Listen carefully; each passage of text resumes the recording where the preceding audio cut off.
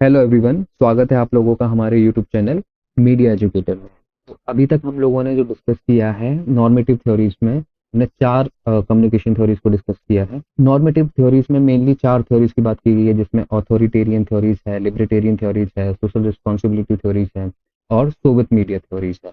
लेकिन ऐसा नहीं है कि जिस मीडिया सिस्टम की बात इन थ्योरीज में हुई है सिर्फ वही मीडिया सिस्टम एग्जिस्ट करते हैं ऑल ओवर द वर्ल्ड। इसके अलावा भी बहुत सारे मीडिया सिस्टम हैं जो अलग अलग कंट्रीज में आपको देखने को मिलते हैं, क्योंकि किसी भी कंट्री का जो मीडिया इकोसिस्टम है वो मेनली डिपेंड करता है कि उस कंट्री का पॉलिटिकल स्ट्रक्चर किस तरीके से है, उसका सोशल स्ट्रक्चर किस तरीके से है, उसका फाइनेंशियल स्ट्रक्चर किस तरीके से है। उसी के बेसिस पे जो मीडिया सिस्टम है वो ऑपरेट होता है या कंट्रोल होता है। उसको इस चीज से समझ सकते हैं कि जैसे आप अपने किसी भी फ्रेंड के यहाँ जाते हो तो जितनी भी फ्रेंड के यहाँ आप जाओगे वहाँ का कल्चर आपको अलग तरीके का मिलेगा, चीज़ों को ऑपरेट करने का तरीका अलग है, उनका बिहेव करने का तरीका अलग है। वैसे ही हर कंट्री का पॉलिटिकल स्ट्रक्चर अलग होता है, सोशल स्ट्रक्चर अलग होता है। अगर पॉलिटिकल लेवल पर और सोशल लेवल पे चीज़ें अलग हैं तो आपका जो मीडिया इकोसिस्टम है वो अलग तरीके से काम करेगा। ऐसा नहीं है, इससे पहले जो नॉर्मेटिव थ्योरी डिस्कस की गई है वो सेम पैटर्न ही होगा या सेम तरीके से ही मीडिया काम करेगी। ठीक है। जिस भी कंट्री का, जिस भी स्टेट का पॉलिटिकल स्ट्रक्चर अलग होगा, सोशल स्ट्रक्चर अलग होगा, मीडिया उस तरीके से काम करेगा। तो हम नॉर्मेटिव थ्योरीज में जो दी गई चार कम्युनिकेशन थ्योरीज हैं उसके अलावा जितनी भी तरीके की थ्योरीज अलग अलग पॉलिटिकल सिस्टम और अलग अलग सोशल सिस्टम के बेसिस पे दी गई हैं उनको हम लोग डिस्कस करेंगे। One of the criticisms against the four theories of press is that they look neither at the actual functioning of the media system nor the social system in which they operated। तो normative theories में जो four theories of press है उनका major criticism यही है कि theories को develop करते टाइम मीडिया सिस्टम की एक्चुअल फंक्शनिंग को देखा ही नहीं गया, उसको इग्नोर किया गया है। मीडिया किस पॉलिटिकल सिस्टम में या किस सोशल सिस्टम में किस तरीके से काम करता है, किस तरीके से उसको ऑपरेट किया जाता है, किस किस तरीके से उसको कंट्रोल किया जाता है। तो जब नॉर्मेटिव थ्योरीज में ये चार थ्योरीज को डेवलप किया गया तो उसमें मीडिया की एक्चुअल फंक्शनिंग और सोशल सिस्टम को इग्नोर किया गया, जिसकी वजह से ये थ्योरीज हर पॉलिटिकल सिस्टम और हर सोशल सिस्टम में एग्जिस्ट नहीं करती हैं या अप्लाई नहीं करती हैं। ठीक है, but only at the rationals or theories by which those systems legitimated themselves। मतलब इन थ्योरीज को डेवलप करते टाइम जो भी रैशनलिस्ट थे, जो भी थ्योरिस्ट थे, उन्होंने क्या किया, वो जिस पॉलिटिकल और जिस सोशल सिस्टम में रहते थे या जिस स्ट्रक्चर में रहते थे उसी को लेजिटिमेट करने के लिए उन्होंने ये थ्योरीज दी। जैसे आप देखोगे ऑथोरिटेरियन थ्योरी जो दी गई या लिबर्टेरियन थ्योरीज में जिस कॉन्सेप्ट की बात हुई है, या सोशल रिस्पॉन्सिबिलिटी में जिस कॉन्सेप्ट की बात हुई है, या सोवियत मीडिया थ्योरी में जिस कॉन्सेप्ट की बात हुई है, उनमें से सोशल मीडिया जो कॉन्सेप्ट है किसी भी कंट्री के पॉलिटिकल स्ट्रक्चर में देखने को लिए नहीं मिलेगा। तो नॉर्मेटिव थ्योरीज का मेन क्रिटिसिज्म यही है कि उनको डेवलप करते टाइम उनकी एक्चुअल फंक्शनिंग को नहीं देखा गया, वो किस सोशल सिस्टम में काम कर रही है उसको इग्नोर किया गया है, वो किस पॉलिटिकल सिस्टम में काम कर रही है, किस तरीके से उनको ऑपरेट किया जा रहा है, किस तरीके से उनको कंट्रोल किया जा रहा है, इन सब चीज़ों को इग्नोर किया गया। और जिस सिस्टम में वो लोग रहते थे उसी को लेजिटिमेट करने के लिए, उसी को बढ़ावा देने के लिए, उसी को एस्टेब्लिश करने के लिए ये थ्योरीज दी गई, जिसकी वजह से आगे जाकर कुछ थ्योरीज आगे जाकर पूरी तरीके से खत्म हो गई। तो फोर थ्योरीज ऑफ प्रेस कब दी गई थी? 1956। ठीक है, इनको क्या बोलते हैं? Normative theory. Four theories of press और नॉर्मेटिव थ्योरीज एक ही है।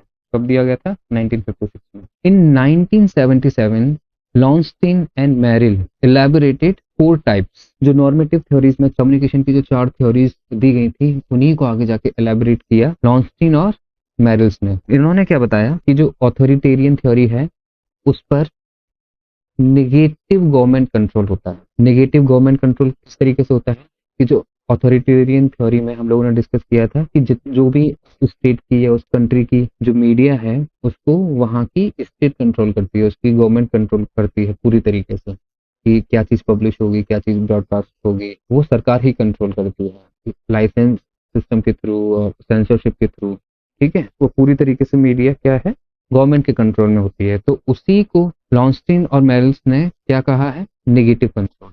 ठीक है। Social centrist with positive government control. Social centrist में क्या है कि जो मीडिया पर गवर्नमेंट का कंट्रोल होता है उसको पॉजिटिव माना है। किस तरीके से पॉजिटिव माना है? सेंट्रिस्ट का क्या मतलब है कि जो चीजों को बैलेंस करते हैं, कि जैसे कोई भी कंट्री है उसमें बहुत तरीके की डाइवर्सिटी होती है, ठीक है, तो और हर डाइवर्सिटी में डोमिनेंट क्लास होती है। तो जो सोशल सेंट्रिस्ट हैं वो चीजों को बैलेंस करके चलते हैं, ठीक है। वो डोमिनेंट क्लास की भी चीजों को रिप्रेजेंट करेगी अपने मीडिया कंटेंट में, वो लेबर और वर्किंग क्लास को भी रिप्रेजेंट करेगी अपने मीडिया कंटेंट में। तो इनकी जो अप्रोच है वो एक तरीके से क्या है, पॉजिटिव अप्रोच होती है।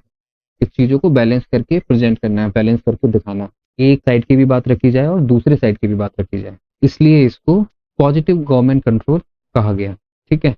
लिबर्टेरियन में क्या है? विदाउट एनी गवर्नमेंट कंट्रोल, यानी मीडिया पर किसी भी तरीके का कोई भी गवर्नमेंट कंट्रोल नहीं होता है। Media as a free medium काम करती है, वो गवर्नमेंट को क्रिटिसाइज भी करती है, उसकी पॉलिसीज को क्रिटिसाइज करती है, मेनली लोगों के लिए काम करती है। वो वॉच डॉग का भी काम करती है कि जो गवर्नमेंट है कहीं कुछ गलत पॉलिसीज तो नहीं बना रही है, गलत डिसीजन तो नहीं ले रही है, जिससे कंट्री और वहां रहने वाले लोगों को सफर करना पड़े, ठीक है। तो लिबर्टेरियन में क्या है कि गवर्नमेंट का कोई कंट्रोल नहीं होता है, और सोशल सेंट्रिस्ट में क्या है कि गवर्नमेंट का पॉजिटिव कंट्रोल रहता है, और ऑथोरिटेरियन में क्या है कि जो गवर्नमेंट है उसका नेगेटिव कंट्रोल होता है। सोशल लिबर्टेरियन क्या है कि इसमें गवर्नमेंट का कंट्रोल तो रहता है लेकिन मिनिमम कंट्रोल रहता है। तो लॉन्स्टिन और मेरिल ने एलैबोरेट करके 4 थ्योरीज दी, जिसमें पहला है ऑथोरिटेरियन, जिसको उन्होंने नेगेटिव कंट्रोल बोला है, ठीक है। और सोशल सेंट्रिस्ट, जिसमें गवर्नमेंट का पॉजिटिव कंट्रोल रहता है। लिबर्टेरियन, जिसमें गवर्नमेंट का कोई कंट्रोल नहीं है मीडिया के ऊपर। और सोशल लिबर्टेरियन, जिसमें मीडिया पर कुछ कंट्रोल सरकार का रहता है, कि जिससे जो मीडिया है रिस्पॉन्सिबल होकर काम करे, ठीक है। Professor William हैक्टन proposed a revision of the original 4 theories, he proposed 5 theories. William हैक्टन जो थे उन्होंने नॉर्मेटिव थ्योरीज में 4 थ्योरीज दी गई हैं, उनको स्टडी किया, उनको एनालाइज किया और उनके बेसिस पर उन्होंने 5 थ्योरीज प्रपोज्ड की, ठीक है। He retained the authoritarian and communist press concept separately but combine the libertarian and social responsibility variants into an overall western theory और कॉन्सेप्ट। तो विलियम हेक्टन क्या करते हैं, नॉर्मेटिव थ्योरीज को स्टडी करते हैं, उनको एनालाइज करते हैं और उसके बेसिस पर 5 थ्योरीज का एक कॉन्सेप्ट देते हैं, जिसमें उन्होंने जो नॉर्मेटिव थ्योरीज की ऑथोरिटेरियन थ्योरी और कम्युनिस्ट मीडिया थ्योरी को उन्होंने एज इट इज रखा है, उसमें कोई चेंजेस उन्होंने नहीं किए हैं।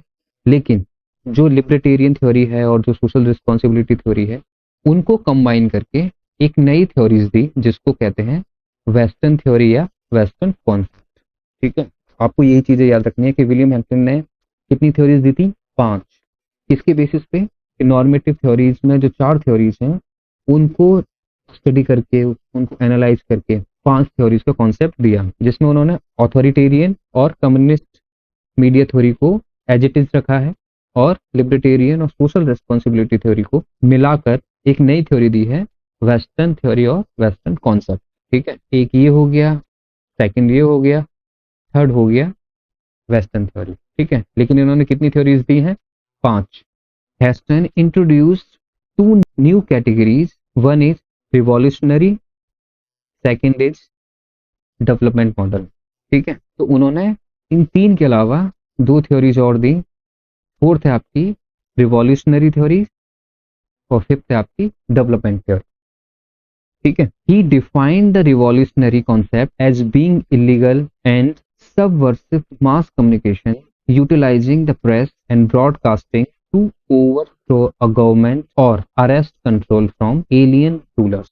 तो रिवॉल्यूशनरी थ्योरी क्या कहती है कि मीडिया एक इलीगल तरीके से और विद्रोह के लिए कम्युनिकेशन चैनल का या कम्युनिकेशन मीडिया का यूज करती है, चाहे वो रेडियो हो, चाहे वो प्रेस हो, चाहे वो इलेक्ट्रॉनिक मीडिया हो, वो किसी भी तरीके की मीडिया हो, ठीक है। किस लिए करती है? सरकार के खिलाफ या सरकार को गिराने के लिए, और arrest control from alien rulers, यानी जो बाहर से लोग उनके ऊपर राज करने के लिए आए हैं वो उनको अरेस्ट ना करें, वो उनको पनिश ना करें, तो उससे बचने के लिए लोग मीडिया का यूज करते हैं। जैसे 1947 से पहले इंडिया में ब्रिटिशर्स का रूल था, ठीक है।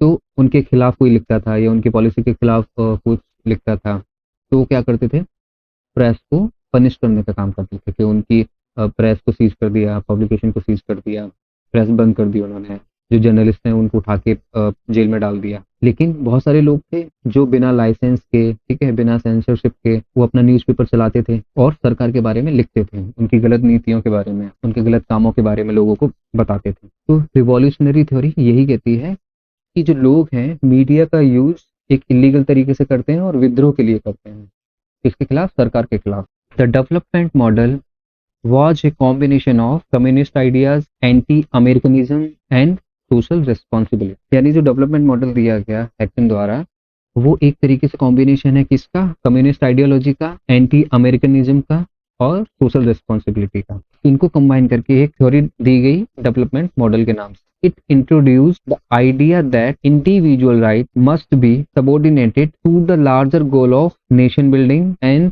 दस मस्ट सपोर्ट अथॉरिटी। और ये थ्योरी क्या कहती है कि नेशन बिल्डिंग में हर एक इंडिविजुअल को जो उसके राइट्स हैं, जो ह्यूमन राइट्स हैं, वो त्याग देना चाहिए और जो वहाँ की गवर्नमेंट है, वहाँ की जो अथॉरिटी है, उसको सपोर्ट करना चाहिए किसी भी कंडीशन में। तो development theory communist ideology, anti Americanism और सोशल रिस्पॉन्सिबिलिटी को कंबाइन करके डेवलप की गई, ठीक है। और थ्योरी क्या कहती है कि नेशन बिल्डिंग में हर एक इंडिविजुअल्स को, हर एक पर्सन को जो उसके ह्यूमन राइट्स हैं, जो उसके सिविल राइट्स हैं, वो त्याग देने चाहिए और जो वहाँ की अथॉरिटी है और जो वहाँ की सरकार है उसको सपोर्ट करना चाहिए। मतलब अगर कॉन्स्टिट्यूशन में अगर आपको कोई राइट्स मिले हुए हैं तो सरकार क्या कह रही है कि आप अपने जो राइट्स हैं उनको त्याग दें, और किस चीज का नाम दे रही है, नेशन बिल्डिंग, कि हम एक ऐसा राष्ट्र बनाएंगे, वैसा राष्ट्र बनाएंगे, ठीक है।